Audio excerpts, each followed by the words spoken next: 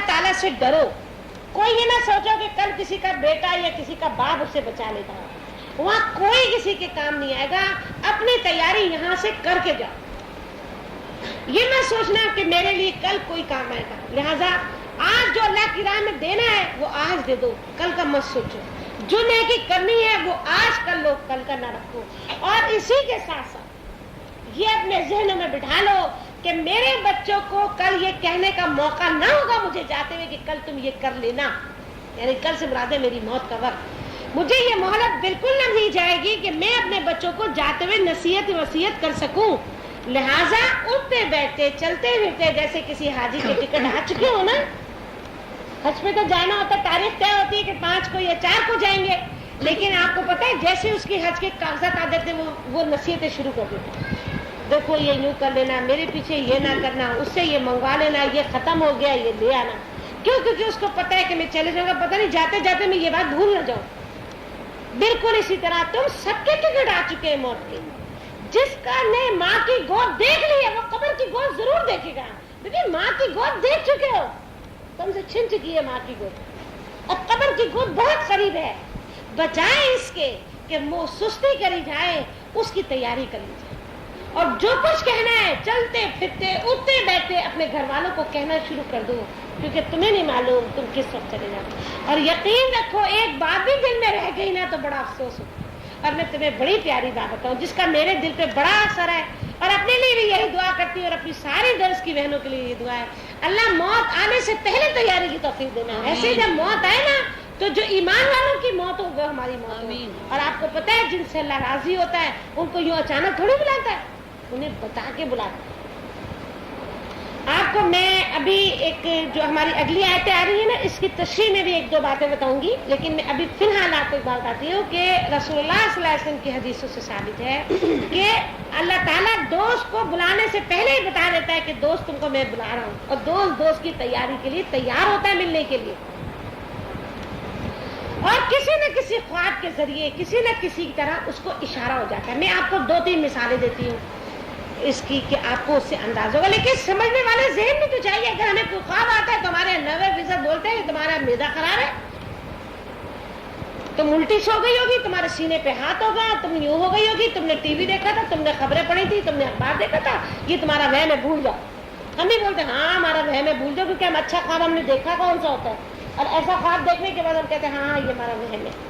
یاد رکھو یہ اگر تم نیک ہو تو اللہ کی طرف سے ضرور اشارہ ہوتا ہے. رسول اللہ صلی اللہ علیہ وسلم کی حدیث ہے ہر اچھا خواب اللہ کی طرف سے ہے اور ہر برا خواب شیطان کی طرف سے.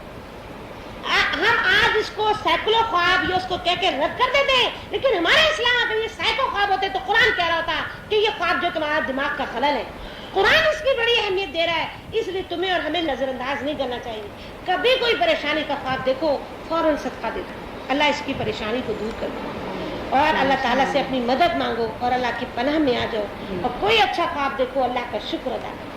میری بہنوں میں تمہیں یہ بات بتانا چاہ رہی تھی کہ یہ تبلیغی جماعت میں 1-2 واقعات ہیں. میں آپ کو مثال دیتی ہوں کہ جب ایک ظالم بادشاہ کے انتقال کا وقت آیا جو کہ اللہ کی راہ میں خرچ نہیں کرتا تھا, تو اللہ تعالیٰ کے جب اسرائیل علیہ السلام اس کے پاس پہنچے تو اس نے یہ کہا کہ تم کون ہو. وہ گھوڑے پہ سوار ہو کے جا رہا تھا کہ ایک بوڑھے فقیر نے اس کی رسی پکڑ لی. بولا کہاں جا رہے ہو, ہٹاؤ اس فقیر کو. اور تو کسی کو وہ نظر ہی نہیں آ رہا تھا, وہ فقیر صرف بادشاہ کو ہی نظر آ رہا تھا. بادشاہ نے 2 دفعہ اپنے گھوڑے کی رسیاں کھینچی کہ پیچھے ہٹو, وہ گھوڑا روک کے کھڑا تھا. سو بولا کیا بات ہے, کہ اسرائیل اترو. بولا اچھا اتنی مہلت دے دو, یہ جو کچھ میرے گھر میں رکھا ہے نا محل میں یہ اللہ کی راہ میں بانٹ دوں. انہوں نے کہا مہلت نہیں ہے, چلو جو دینا تھا پہلے سے دے کے رکھا ہوتا چلو. اس کو بادشاہ کو اترنے کی مہلت نہ دی. اسی طرح شداد کی بات آپ کے سامنے ہے کہ شداد جب اپنے محل میں مسجد میں اپنے اس میں باغ میں اور جنت میں داخل ہو رہا تھا تو اسرائیل نے اس کی رسی پکڑی کہ تم روکو گھوڑا. اس نے کہا تم کون ہو؟ اس نے کہا میں اسرائیل ہوں. اچھا, اس نے کہا اتنی اجازت دے دو کہ یہ جو پوری میں نے جنت سجائی ہے اس کو ایک نظر دیکھا ہوگا, اترو نیچے, اتنی مہلت نہیں ہے. دھڑام سے پلا اس میں سے گھوڑے پہ سے گرا اور مر گیا, اس کو دیکھنے کی اجازت نہیں. یہ ہے وہ معاملہ جو اللہ اپنے نافرمانوں کے ساتھ کرتا ہے. اور کسی کو تو چلو دیکھنے ہی نہ دے, اس کو تو میرے خیال میں کم سزا ملی کہ دیکھا ہی نہیں, اس کو حسرت ہے. اور کسی کو سارا محل دکھا کے سجا کے ایک دم اس کو اٹھا لیتا ہے کہ وہ کہتا ہے میرا تو ابھی دل بھی نہیں بھرا, ایک دفعہ بھرپور تو دیکھ لیتا. एक मैं छोटी सी बताती हूँ, अल्लाह ताला आप सब ने, क्योंकि अल्लाह आप सबको खुशियाँ नेमतें दे। आपने कभी देखा आपके घर में नया सोफा आए, नया पर्दे पड़े, थोड़ी देर बाद आपका दिल चाहेगा उठ के देख के वो कैसा लग रहा है? ये इंसानी फितरत है। वो एक दफा देख के उसका दिल थोड़ी भरता है, वो कहता अच्छा एक दफा और देख के रात को कैसा लगता है, फिर बत्ती जला के देखेगा, बेटा बत्ती जला के कैसा लगता है, फिर उसमें बैठ के देखेगा बैठ के कैसा लगता है। ये इंसानी फितरत है।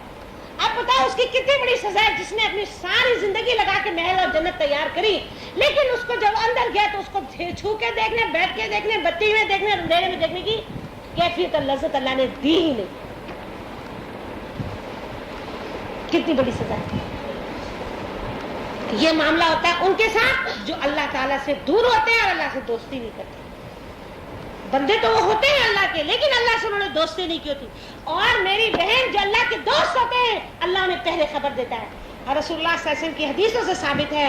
और मैं आपको तबलीगी जमात ही की किताब का हवाला देती हूँ कि एक बुजुर्ग के इंतकाल का वक्त आया, उनके पास मौत का फरिश्ता पहुंचा, सलाम करा और कहा हाजिर हुआ, आपको लेने आया।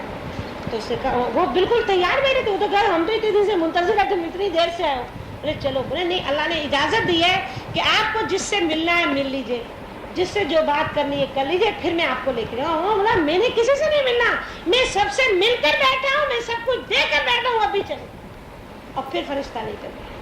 समझ में आई आपको बात कि अल्लाह ताला अपने नेक लोगों को मोहलत देता है, और मैंने अपनी जिंदगी में देखा है और आप सबको कहती हूँ, आप अपने अजीजों की मौतें देख चुकी हैं, और मैं आप सबको बताती हूँ कि जिससे आप मिलना चाहेंगे, अगर आप नेक हो जाए, अल्लाह से दोस्ती करिए, तो आपके इंतकाल वाले दिन जिससे आप मिलना चाहेंगी मरने से पहले, वो कहीं ना कहीं से मिल जाएगा। आपके सामने जनरल जिया का हादसे वाली बात है आपको, क्योंकि मेरे नजदीक वो एक अच्छा इंसान था। बाकी मुल्की हालात जो है ना, या उसने क्या करा ये तो वो जाने और अल्लाह ने जाने, वो अपनी जात और इबादत के हिसाब से मेरे नजदीक एक अच्छा इंसान था। जिस दिन उसको तो नहीं पता था कि वो बम से उड़ा दिया जाएगा, लेकिन उसने एक दिन पहले अपने सारे बच्चों से बात करी, और यहाँ तक के दूर दूर के लोग जो कभी नहीं मिलते थे लेकिन वो उनसे मोहब्बत करता था, उसके गांव का मौलवी और चौकीदार तक उस दिन आकर उनसे मिल गया।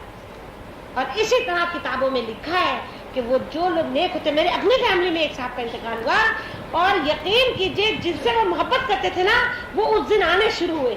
और मुझे ये वाली बात पता थी कि जिस आदमी का नेक होता है, उसका इंतकाल होने से पहले वो जिसको याद करेगा वो उससे मिल कर जाएगा। जब वो आने शुरू हुए तो मैंने अपने शौहर को कहा कि देखो मुझे ये आसार नजर आ रहा है कि आज इनका शायद आखिरी दिन है, और बाकी दूसरे दिन उनका इंतकाल हो गया। वो सारे लोग खुद ब खुद मिलने आना शुरू हो, कि हमारे दिल में आया जरा हम मिल ले। अरे मैं आपको तो मौत का दिन तो बहुत बड़ी बात, अल्लाह हम सबको नेक और अच्छा उतना मुत्तकी करे। आप जब अल्लाह के बंदे बन जाएंगे ना और अल्लाह से मोहब्बत करने लगेंगे, आप जिस दिन जिससे मिलना चाहेंगे वो आएगा। मौत का दिन की बात नहीं, अल्लाह इतनी ताकत आपके दिल में डाल देगा कि वो जिसको आप याद करेंगे वो उस दिन आपसे मिलने पहुंच जाएगा। आप याद करेंगे उसका फोन आएगा। ये अल्लाह का इंतजाम है अपने दोस्त के लिए। उससे दोस्ती लगा, अल्लाह से दोस्ती करके तो देखो। और अल्लाह ताला कहता है जिसने अल्लाह ताला का साथ छोड़ दिया, ना बेटा काम आएगा ना माल काम आएगा, सब यूं ही पड़े रह जाएंगे। और हमने तुमने खुद देखा है कि भाई मैंने खुद देखा है अस्पताल में, काफी साल पहले की बात है, एक औरत की जान नहीं निकलती थी हॉली फैमिली में, वो बस अपने बेटे को पुकारती रहती थी और उसका बेटा नहीं आया। पता नहीं आखिर में कितने लोग उसके लिए सूरत यासीन पढ़ते, क्या क्या पढ़ते, उसकी जान नहीं निकलती कि हैं वो बेटे की सूरत को तरसेंगे और बेटे उनकी शक्ल देखने को भी ना पहुंचेंगे। अल्लाह ताला यही बात बताता है, देखो। और इसके बाद यकीन रखो सब अल्लाह के पास है। अब तुम्हें एक बात जो मैंने शुरू में कही थी, तकदीर की है, वो बात ये है कि बहुत तवज्जो से एक बात सुनो, ताकि तुम कभी किसी के हाथ में अगवा मत हो, ताकि कभी तुम्हारा दिमाग गम और परेशानी में न जाए। अल्लाह ने कहा देखो चंद बातें ऐसी हैं जो सिर्फ हमें पता है, उसका इल्म हमने किसी को नहीं दिया। समझ में आई? अभी किसी को नहीं दिया। ये बात सुनिएगा तवज्जो से। पहली बात ये कि बारिश कब होगी और कहाँ होगी। आपने देखा है आपका खबरनामा अक्सर झूठी खबर देता है, बोलता आज बारिश होगी, नहीं होती है ना। तो ये क्या है, कब होगी कहाँ होगी, इसका इल्म अल्लाह को।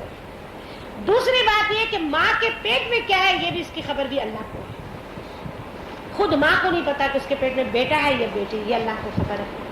तीसरी बात ये कि कोई नहीं जानता कल उसको आमदनी कितनी होगी, अमीर हो जाएगा या गरीब हो जाएगा। चौथी बात अल्लाह ताला ने कही कि किसी को ये नहीं मालूम कि मेरी मौत की जगह कहाँ है, اگر اللہ نے بتا دینا کہ تم آپ فلاں صوفے میں بیٹھو گے تو مرو گے، ہم اس صوفے پہ ہی نہ بیٹھے، چلے تم کراچی میں مرو گے، ہم کبھی کراچی نہ آئے، ہے نا. اللہ نے موت کی جگہ اور گھڑی اور جگہ جو ہے نا وہ چھپا دی ہے. اور قرآن میں سورہ بقرہ میں اللہ نے بتایا کہ جہاں تمہاری موت کا گھڑی آئے گی نا تم خود چل کے جاؤ گے کہ وہاں چلو. سارے تمہیں لوگ روکیں گے کہ نہیں جاؤ، تم نے بولنا میں نے جانا ہے، اور تم خود جاؤ گے.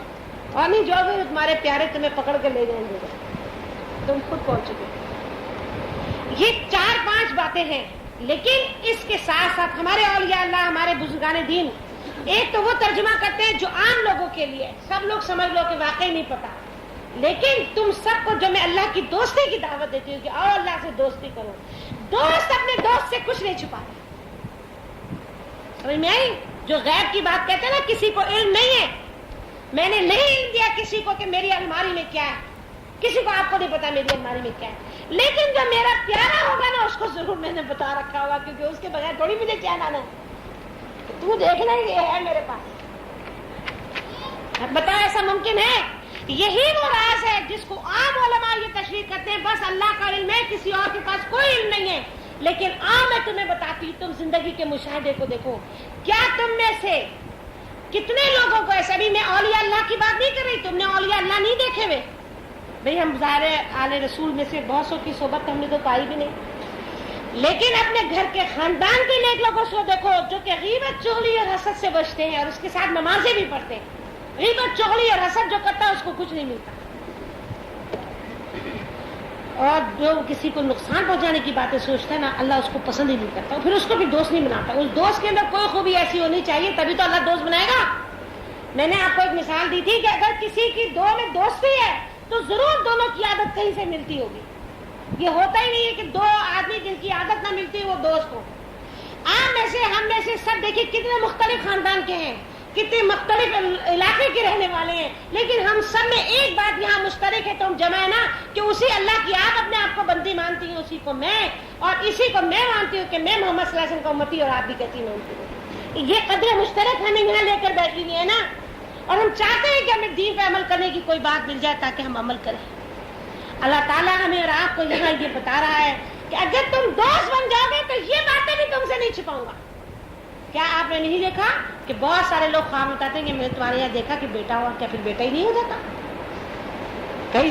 اب دیکھیے اللہ تعالیٰ خود کہہ رہا ہے کہ میں، یہ علم صرف اللہ میاں کو ہے، مگر وہ جس کو چاہے دے نہیں سکتا. کیا یہاں کے سارے لوگ بولتے کون سی غیب کا علم تو اللہ کے ہاتھ ہے. بتاؤ ایسے کتنے لوگ ہیں جنہوں نے پہلے خواب دیکھا کہ تمہارے یہاں بیٹی ہوئی اور پھر تمہارے یہاں بیٹی ہوئی. پھر دیکھو اس میں دوسری بات یہ کہ انہوں نے خواب دیکھا ایسا جس کی تعبیر یہ نکلتی تھی کہ کاروبار میں برکت ہوگی، پھر برکت ہوئی. پھر کتنے اولیاء اللہ ایسے ہیں اور تمہارے اپنے خاندان میں ایسے لوگ ہوں گے جنہوں نے بتا دیا کہ میں مرنے والا ہوں اور میں بچوں گا نہیں. اب میں تمہیں مثال دیتی ہوں. مثال کے طور پر حضرت عمر، آپ جو تھے یہ پیغمبر تو نہیں تھے نا، لیکن اللہ کے دوست تھے. حضرت عمر نے خواب دیکھا تھا 3 دن پہلے. یہ خواب دیکھا کہ ایک مرغ آیا اور اس نے ان کو 3 ٹھونگے مارے. خواب دیکھنے کے بعد سارے کام سمیٹنا شروع کرے، جس کا دیا تھا، دینا تھا سب دیا. اور اسی دوپہر کو ظہر کی نماز کے بعد آپ پر بلہم نے حملہ کرا اور آپ کو 3 زخم آئے، ایک پیٹ پہ، ایک ناک پر اور ایک ناک کے